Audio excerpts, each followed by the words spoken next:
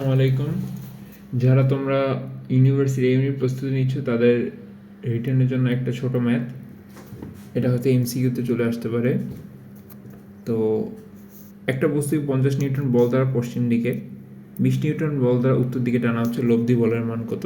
তো আমি চিত্রটা আঁকাই। আমার পশ্চিম দিকে একটা টানা হচ্ছে, আমার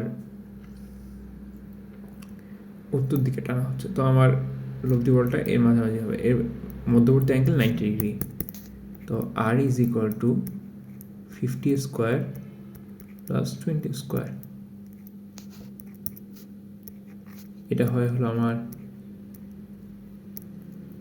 2500 400।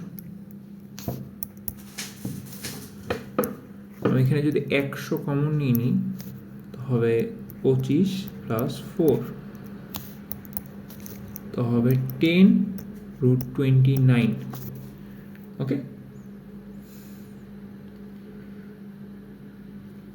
10, অথবা এখান দিয়ে এরকম করা যেত, 10 কমন নিয়ে এখানে 29ই হতো, কারণ 5 স্কোয়ার প্লাস 2 স্কোয়ার কত হতো?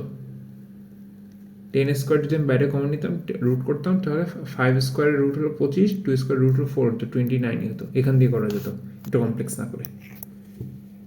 বলের মান তো পেয়ে গেলাম, এবার বলের দিক। Theta is equal two tan inverse 20/50, tan inverse 2/5 হতো। এটা এভাবেই আমরা রেখে দিতাম। ঠিক আছে বন্ধুরা, দেখা হবে পরের পর্বে।